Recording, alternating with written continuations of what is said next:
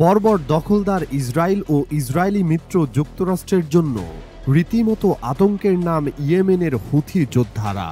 আধুনিক সামরিক শক্তির বিরুদ্ধে ফিলিস্তিনিদের পক্ষে ঢাল হয়ে লড়াই করে যাচ্ছে ইয়েমেনি হুথিরা।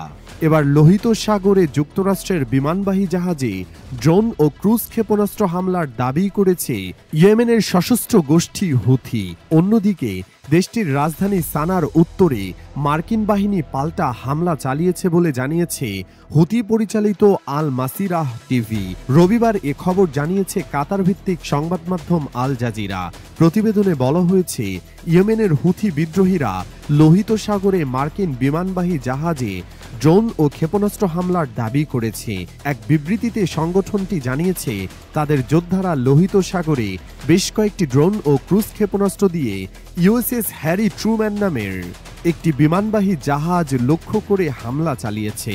বিবৃতিতে আরও বলা হয়েছে, এ হামলায় গাজায় যুদ্ধবিরতির সময়কালে ইয়েমেনের বিরুদ্ধে যে কোনো আগ্রাসনের পরিণতি সম্পর্কে লোহিত সাগরের শত্রু বাহিনীকে সতর্ক করার জন্য চালানো হয়েছে।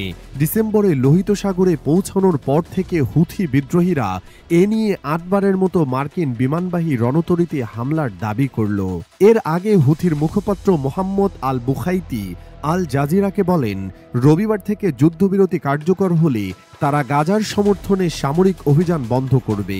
তাদের নতুন এ হামলার দাবির বিষয়ে মার্কিন সেনাবাহিনীর পক্ষ থেকে তাৎক্ষণিকভাবে কোনো মন্তব্য করা হয়নি। এদিকে হুথি পরিচালিত আল মাসিরাহ টিভি জানিয়েছে, মার্কিন বাহিনী ইয়েমেনের রাজধানী সানার উত্তরে আল আজরাকিন এলাকায় 4টি হামলা চালিয়েছে। তবে এ হামলার বিষয়ে তাৎক্ষণিকভাবে বিস্তারিত জানা যায়নি।